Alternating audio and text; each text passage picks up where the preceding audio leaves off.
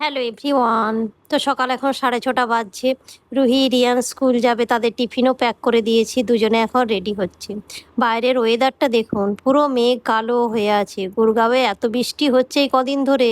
কালকে তো বৃষ্টির জন্য অনলাইন ক্লাস হয়েছিল, স্কুল ছুটিই ছিল। তো আজকে স্কুল যাবে। দুজনে রেডি হয়ে গেছে। রুহি, রিয়ানকে আগে বাসে তুলে দিয়ে আসি, তারপরে রিশুকে তুলব। রুহি, রিয়ানের বাস চলে এসছে। 6:45 বাজছে। বৃষ্টি হলেই এখানে একটু বাস আসতে দেরি হয়। তো রুহি, রিয়ানের তো আর দুদিন স্কুল, নেক্সট উইক থেকে হাফ ইয়ারলি এক্সাম শুরু হয়ে যাচ্ছে। রিশুর তো কোনো এক্সাম নেই, তাই রিশু একাই বাসে যাবে, একাই আসবে। রুহি, রিয়ানকে বাসে তুলে দিয়ে এসে চা খেলাম, ব্রেকফাস্ট করলাম। এই দেখুন এখন 10:30 11:15 বাজছে। প্রচুর বৃষ্টি হচ্ছে বাইরে, পুরো মেঘ কালো হয়ে আছে। চলে এলাম কিচেনে, দুপুরে রান্না বান্নার ব্যবস্থা করব। পাশেই দেখতে পাচ্ছেন আমাদের বাড়িতে যে কাজ করে, সে এই একটুক্ষণ আগেই এসছি। বৃষ্টি হচ্ছে বাইরে, যেহেতু অনেকটা লেট হয়ে গেছে। তো এসেই আগে কিচেনটা ভালোভাবে পরিষ্কার করে দিয়েছে, এখন বাসনপত্রগুলো ধুচ্ছে। ও বাসনপত্র একদিকে ধুতে থাক, আমি সবজিগুলো আগে কেটে নিই। আজকে দুপুরে রান্না করব ইলিশ মাছের তেল ঝাল। ইলিশ মাছ বানাবার জন্যে আমি কালো সর্ষে, সাদা সর্ষে আর একটু পোস্ত পেস্ট করে নিয়েছি। তার মধ্যে একটু অল্প দই, একটু হলুদ গুঁড়ো, লঙ্কা গুঁড়ো আর পরিমাণ মতো নুন দিয়ে আরেকবার পেস্ট করে নেব। আর ইলিশ মাছটা হালকা ভাজাই আছে। তো পেস্টটা তো রেডি হয়েই গেছে, ইলিশ মাছটা এরপর বসিয়ে দেবো।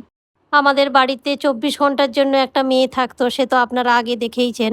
তো আমরা যখন সামার ভ্যাকেশনে বাড়ি গেলাম, সে আমাদের সঙ্গে চলে গিয়েছিল, সে আর আসেনি।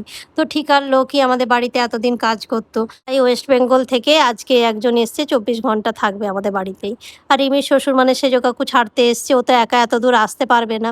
আর এই যে ইলিশ মাছটা ভাজা দেখছেন, রিমির মা পাঠিয়েছে ভেজে হালকা করে, সেটারই এখন ঝাল বানাচ্ছি। তো চলুন, গল্প করতে করতে আমার ইলিশ মাছ রান্নাও হয়ে গেল। ইলিশ মাছটা সব হয়েই গেছে। এরপর মাছটা দিয়ে উপর থেকে কাঁচা লঙ্কা, একটু সর্ষের তেল দিয়ে নামিয়ে দেবো। আর এইদিকে রিমি করছে ঝিঙে পোস্ত। ঝিঙে পোস্ত রিমির হয়ে গেছে, আর একটু হবে করলা ভাজা। তাহলেই দুপুরে রান্না বান্না শেষ। আর কাকুও এসছে বাড়িতে, কাকু সকাল করে খাওয়া দাওয়া করে, আমাদের একটু দেরি হয়ে যায়। তো রান্না বান্না হয়ে গেলেই কাকুকে আগে প্রথমে খেতে দিই। ইলিশ মাছ রান্না হয়ে গেছে, দারুণ তেল ছেড়েছে উপর থেকে, আর এত সুন্দর সেন্ট উঠেছে, পুরো ঘরটা ইলিশের গন্ধ।